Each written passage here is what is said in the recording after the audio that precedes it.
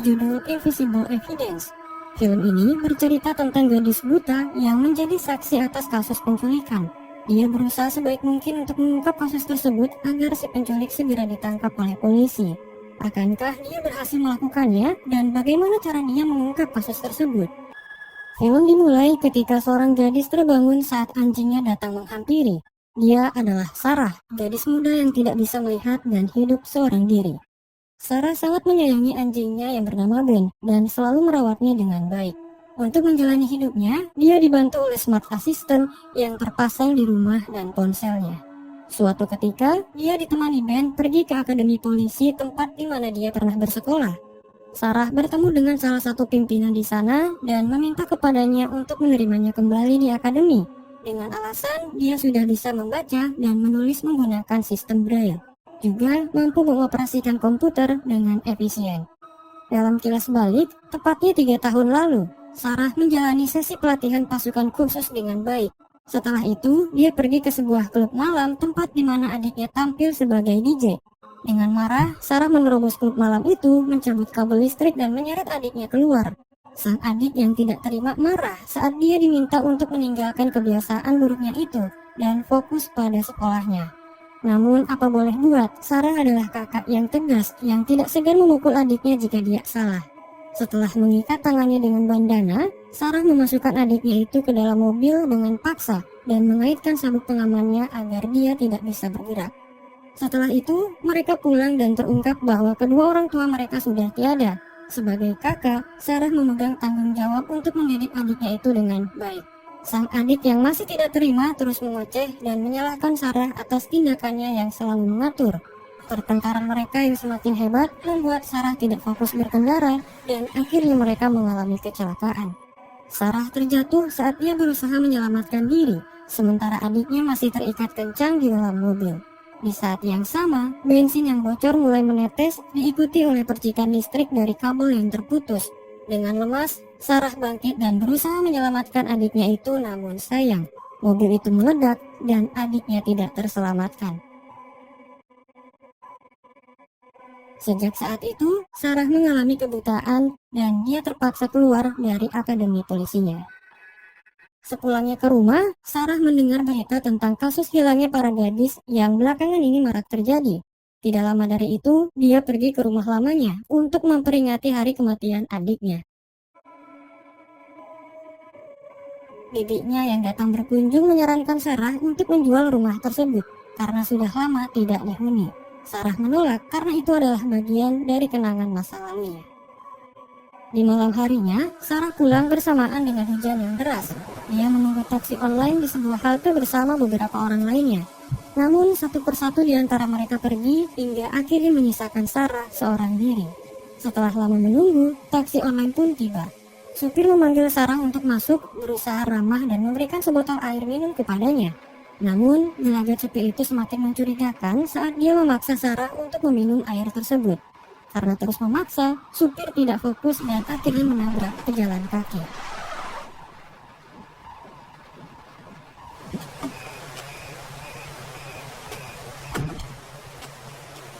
Alih-alih membawanya ke rumah sakit, supir malah memasukkan korban ke bagasi mobilnya.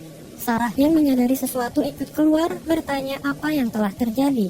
Menyadari Sarah tidak bisa melihat, supir itu berbohong, berkata bahwa dia hanya menabrak seekor anjing. Namun, Sarah mendengar suara geraman manusia dan dia berusaha menelpon polisi. Supir itu melempar ponsel Sarah dan memaksanya untuk masuk kembali ke mobil. Sarah sempat melawan sebelum akhirnya dia ditinggalkan supir itu. Di saat yang sama, seseorang berhenti dari motornya dan melihat kejadian tersebut. Ketika Sarah melaporkan kejadian itu, polisi kurang percaya kepadanya karena dia buta. Sarah terus berusaha untuk meyakinkan polisi itu sampai akhirnya seorang wanita datang menghampiri mereka berdua. Dia adalah detektif Bunga yang kebetulan menjadi idola Sarah saat dia berada di akademi polisi. Setelah menjelaskan apa yang terjadi, Sarah meminta detektif Bunga untuk segera mengusut kasus tersebut.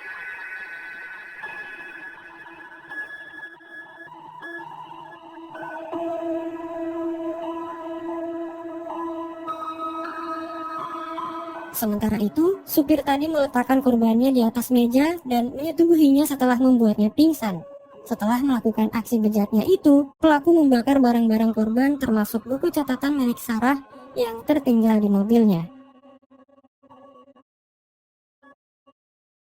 Mengejutkannya, pelaku tidak hanya menculik satu wanita, dia juga mengoperasi mata mereka yang entah tujuannya untuk apa. Keesokan harinya, detektif Bunga dan anak buahnya mendatangi rumah Sarah untuk meminta kesaksiannya lebih lanjut. Sarah menjelaskan setiap detail dari kasus tersebut, mulai dari ciri-ciri mobil yang terasa mewah, aroma mobil seperti desinfektan, dan logat bicara tersangka yang berasal dari suatu daerah. Tidak hanya itu, Sarah memperkirakan tinggi badan tersangka dengan memperhitungkan nada suaranya. Dia juga mengidentifikasi bahwa tersangka adalah kidal, terbukti dari penggunaan jam tangan di tangan kanannya. Kemudian Sarah bercerita tentang bagaimana dia dipaksa untuk meminum sesuatu.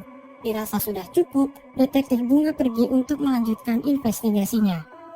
Bunga pergi ke setiap bengkel dan bertanya apakah ada mobil yang diperbaiki karena kecelakaan. Namun, kebanyakan dari bengkel itu mengklaim bahwa sejak kemarin mereka hanya menerima perbaikan ringan saja. Tidak lama dari itu, Bunga mendapat telepon dari Sarah mengenai saksi baru dari kasus tersebut. Dia adalah pria bermotor yang sebelumnya kita ceritakan. Sebut saja namanya Alex. Alex tidak melihat kejadian itu dari awal, dan dia hanya memberikan keterangan jenis mobil yang menurutnya adalah Audi Q7. Bunga tidak menerima kesaksian itu karena Alex terlihat main-main, terlebih dia hanya menginginkan imbalan untuk itu. Ketika Alex pergi, mobil Audi yang dimaksud Alex sudah menantinya dari kejauhan. Di malam hari, Sarah mendapat panggilan misterius yang ternyata berasal dari penculik itu. Dia mengetahui nomor Sarah dari buku catatannya yang tertinggal saat itu. Anehnya, dia tidak berbicara sedikit pun dan menutup kembali teleponnya. Singkat cerita, detektif Bunga mendatangi setiap pengemudi taksi online di wilayah TKP dan merekam suaranya. Kemudian dia meminta Sarah untuk mengidentifikasi setiap rekaman tersebut. Sayangnya, tidak ada satupun yang menurutnya cocok. Setelah itu, mereka berdua makan malam bersama dan saling bercerita tentang kepolisian. Sementara itu, di sebuah tempat, ketika Alex bermain skateboard, pria misterius terus memperhatikannya. Menyadari ada sesuatu yang tidak beres, Alex pergi meninggalkannya dan berlari secepat mungkin. Pria itu terus mengejar dan Alex terus berusaha menghindarinya. Di saat yang sama, detektif Bunga yang sedang bersama Sarah menelpon Alex untuk mempertanyakan kembali kesaksiannya. Panggilan tersebut ditolak karena Alex sedang kesulitan saat itu.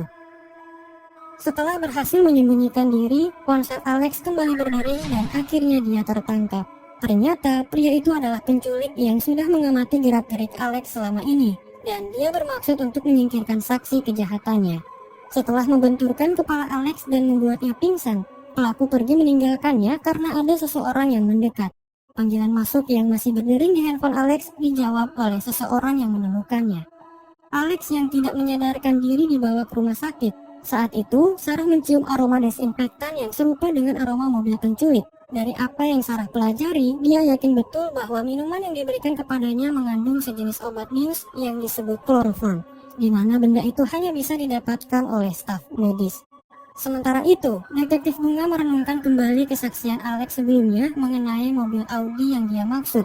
Selama investigasi, Bunga tidak menemukan taksi online yang menggunakan mobil Audi, dan hal itu menimbulkan spekulasi baru bahwa pelaku bukanlah supir taksi online. Namun, yang menjadi pertanyaannya adalah kenapa pelaku bisa tahu bahwa Sarah sedang menunggu taksi online saat itu. Kemudian Sarah teringat bahwa di hari kejadian saat dia menunggu taksi, ada seorang wanita yang marah melalui telepon karena terlalu lama menunggu. Sarah menyimpulkan bahwa pelaku mungkin saja menggunakan aplikasi kencan dan akan bertemu dengan wanita itu. Namun karena dia sudah pergi, pelaku mengira Sarah adalah lawan kencannya. Detektif Bunga seakan menemukan benang merahnya, karena baru-baru ini dia telah menyelidiki kasus tentang gadis yang hilang, dan kebetulan semua korbannya menggunakan aplikasi tersebut. Setelah itu, Sarah bercerita tentang panggilan misterius yang sebelumnya dia terima. Kemudian detektif Bunga meminta anak buahnya untuk menyelidiki nomor tersebut. Sementara itu, pelaku menyusup ke rumah Sarah dan melihat barang-barangnya yang ada di sana. Entah apa maksud dan tujuannya saat itu, dia terlihat seperti mencari sesuatu. Keesokan harinya, Alex tersadar dan menyalahkan Sarah karena sudah menghubunginya tadi malam, karena mungkin saja dia akan selamat jika persembunyiannya tidak terungkap. Sifat Alex yang tidak sopan mengingatkan Sarah kepada adiknya. Sarah merasa bersalah kepada Alex karena sudah menyeretnya ke dalam kasus tersebut. Setelah itu, detektif Bunga mendapatkan panggilan tentang nomor telepon yang sebelumnya diselidiki. Ternyata, nomor itu milik seorang gadis yang juga dinyatakan telah menghilang. Semuanya menjadi jelas bahwa pelaku itu adalah sosok penculik gadis yang tengah diberitakan media selama ini. Sepulangnya ke rumah, Sarah dikejutkan oleh panggilan telepon dari penculik yang ternyata sudah memasang kamera CCTV di rumahnya. Dia juga menyelidiki masa lalunya, termasuk tragedi yang menimpanya 3 tahun lalu. Ketika Sarah bertanya apa keinginannya, dia meminta Sarah untuk tidak mengusik lagi urusannya. Menyadari keberadaan Alex juga terancam, Sarah yang ditemani Ben memberanikan diri pergi ke rumah sakit dan meminta Alex untuk tetap tinggal sementara waktu. Alex yang tidak peduli menghiraukannya dan pergi bersama teman-temannya. Ketika Sarah pulang menaiki bus, Alex yang sudah berpisah dengan teman-temannya melihat pelaku ada di dalam bus yang sama dengan Sarah. Alex segera menelponnya, memintanya untuk tidak bertanya dan mengikuti setiap instruksinya. Melalui video call, Alex memberikan instruksi kepada Sarah kemana dia harus pergi. Ketika Sarah hendak turun dari bus, penjahat dengan cepat mengancamnya dengan pisau kecil, memintanya untuk tetap diam dan mengikutinya. Bus yang tidak berhenti membuat Alex panik. Untung saja dia bertemu temannya yang membawa motor dan bergegas untuk mengejar Sarah. Sementara itu, Sarah yang dibawa oleh penjahat berusaha melarikan diri saat dia menyemprotkan sesuatu ke matanya. Masih dalam video call, Alex bagaikan mata bagi Sarah yang terus memberikan petunjuk kemana dia harus pergi. Walaupun harus terjatuh berulang kali, Sarah terus berusaha melarikan diri dari penjahat yang terus mengejarnya. Sarah terpisah dengan Ben. Kemudian dia diberi petunjuk untuk memasuki kawasan gedung dan menaiki lift.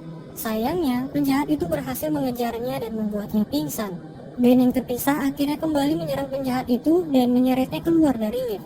Sayangnya, itu adalah perjuangan terakhir bagi Ben, sebelum akhirnya dia tewas ditikam oleh penjahat itu. Namun untungnya, penjahat itu terpaksa meninggalkan Sarah saat pintu lift tertutup dan membawanya ke lantai atas. Penjahat itu pulang dengan kesal dan melakukan aksi bejatnya lagi sebagai bentuk pelampiasan. Sementara itu, Sarah ditemukan oleh warga dan dibawa ke rumah sakit setelahnya. Keesokan harinya, dia harus menerima kenyataan pahit bahwa Ben, anjing kesayangannya itu, telah tiada. Singkat cerita, polisi mendapat jejak penjahat itu melalui rekaman CCTV yang ada di basement gedung. Berdasarkan hasil investigasi, tersangka berprofesi sebagai staf medis, memiliki kebiasaan kidal dan memiliki mobil Audi. Pihak polisi bekerja sama dengan rumah sakit untuk mengidentifikasi staf medis berdasarkan ciri-ciri tersebut. Sementara itu, penjahat kembali melakukan aksi bejatnya. Dia mengambil korban terbaru kemudian mengoperasi matanya tanpa obat bius. Entah apa maksud dan tujuannya, yang pasti dia adalah psikopat gila yang kejam dan sangat brutal. Di lain tempat, kepolisian mendapat informasi baru yang sangat menentukan. Mereka mendapatkan 2 ID aplikasi kencan yang diduga salah satu diantaranya adalah ID milik penjahat. Tentu itu adalah titik terang karena dengan begitu mereka bisa melacak keberadaannya. Sementara itu, hubungan Sarah dan Alex semakin membaik. Kehadiran Alex akan mengobati Sarah dari rasa kehilangan adiknya. Usianya yang sama, tingkahnya yang serupa, bahkan hobi yang tidak berbeda membuat Alex bagaikan adik kedua bagi Sarah. Di malam hari, Bunga dan anak buahnya sudah mendapatkan lokasi tersangka. Dalam perjalanannya menuju lokasi tersebut, terungkap bahwa penjahat itu adalah seorang ahli bedah plastik mata yang cukup terkenal.